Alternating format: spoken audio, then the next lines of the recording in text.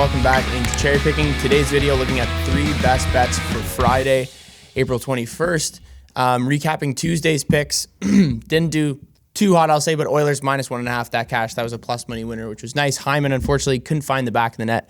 And then that Hurricanes-Islanders game. I think a lot of people were surprised with how many goals the Islanders scored in that one. Carolina prevailing 4-3 as these teams now head back for Game 3. New York now at home. You have Florida at home as well, among some of the other teams that we'll be discussing today. But first, if you have yet to sign up any of these sports books, BetMGM offering a $1,000 first bet on the house. So you deposit up to $1,000. That first bet is going to be on them, and you can return in bonus bets if that one ends up losing. And then if you're looking for something a little less risky, DraftKings offering $5 for $150 in bonus bets. So you sign up, deposit $5.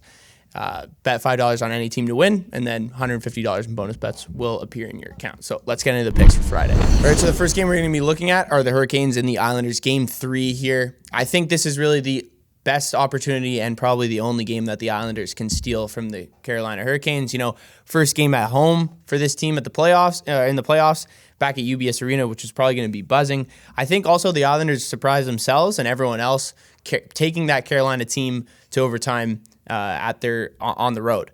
And I think, honestly, they're up 3-2 late in the third. They definitely could have won that game. I think they outplayed Carolina, especially when you're looking at the 5-on-5 situations throughout the game. In terms of 5-on-5, they had 14 high-danger chances. Carolina just had 5. New York's expected goals for was also at 2.65 compared to Carolina's was below 1.5, which is really low. So Islanders obviously shored up much better defensively. They'll probably carry that home as well. And then something that's a little surprising that I saw for the 8 teams that have played 2 games so far, they have the second most high danger chances for at 24 in 5-on-5 play. So I know it's crazy to say, but I guess Sorokin didn't play his best. Obviously let in some pretty bad goals near the end there, the one that led to overtime as well. I don't think he performed to the level a lot of people are really expecting seeing him play.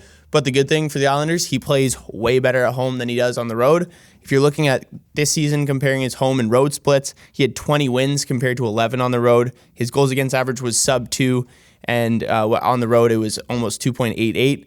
His save percentage was .935 compared to .910, and then he had 5 shutouts compared to 1. So Islanders wins always come down to their goaltending. I think Sorokin will play much better. You know, this price is -110 for a reason. I think the sportsbooks are kind of telling you, like, this is definitely an opportunity the Islanders can win, and I think they played really well. Last game, carry that momentum, and they can take this game, go into Game 4, just one game behind them. All right, the second game we're going to be looking at is the Bruins and the Panthers, Game 3 here. Back to Florida, and we're going to be looking at the over 6, which is priced at -120. If you're looking at DraftKings, BetMGM, Caesars, and a couple other places, but I think 6 is the good number. Even 6.5, I would take at plus money, especially even if this line continues to move the direction it's looking right now.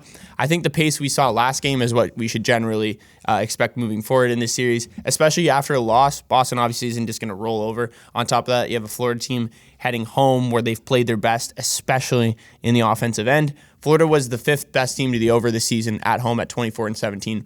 Boston, surprisingly, much better to the over on the road, 7th this season, probably just because Allmark was fantastic at home this season. But even Boston playing that defensive Boston style of hockey tough hockey that they've played at home, Florida has actually played really well offensively, generating a lot of scoring chances. I know Boston outshot them last game, but Florida outchanced them and had higher quality scoring chances at that as well. They had 8 high danger chances compared to Boston's 5, and this is all on 5-on-5 because Florida's numbers are even higher when you bring in the power play, because their power play was really good in Game 2. Allmark's a little shaken up now as well. You know, 5 goals on 29 shots, definitely not the level we're used to seeing him or a level he's comfortable at, especially a level that Bruins fans are comfortable seeing him playing at. So they're going to continue to find ways to score. And if he can't, fight through this adversity, he hasn't had the best playoff record in the past. I'm sure he will, but at this point, going on the road, it's definitely a lot tougher than being able to just kind of be comfortable in your comfort zone at home. And then Boston will also continue to find opportunities to score, especially with how susceptible some of these defensemen are on Florida. You know, they're very offensive-minded. Montour, Ekblad, there's a lot of odd man rushes that this Boston team can create because of that. So these two teams are creating a lot of offense right now. I think change of scenery as well. Those be a lot more goals, a lot of fireworks. I'll take the over 6 and 6.5. All right, last play we're going to be looking at is in the Wild and the Stars game. We're going to be looking at player prop. The odds aren't officially out for it right now, but I can kind of guess what the price will be around. Regardless, it's Matt Boldy over a goal or a point, whichever one you're more comfortable with. I think I'll see him scoring in Game 3 at home against Jake Ottinger. So I would say his point prop is probably going to be listed around -150, -160, and then him to score, I would say probably like +200-ish, and that would probably be the shortest line you'll see on him, if I had to guess. So for one, he currently leads the team in shots on goal, expected goals for, scoring chances, and is only second in high danger chances to Marcus Johansson, but those all came on the power play. So if you're looking at 5-on-5 best forward in terms of quality chances and volume, that's going to be Matt Boldy on the Minnesota Wild. But he has just 1 assist to show for it in the first 2 games. Good news, he is playing a lot, and Dean Evanson has pretty much no reason to not continue playing him at this rate. He's played the 4th most ice time among forwards, only behind Zuccarello, Kaprizov, and Marcus Johansson, and it's a very small margin as well. Boldy's role comes on the power play too. I think we'll see him play even more on the power play at home too.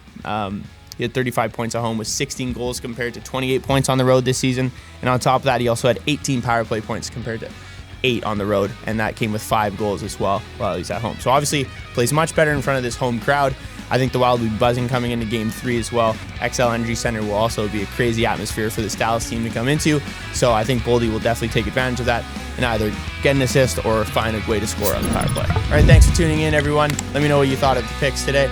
Be sure to like, comment, and subscribe, and I'll see you guys tomorrow for Saturday's Best Bets.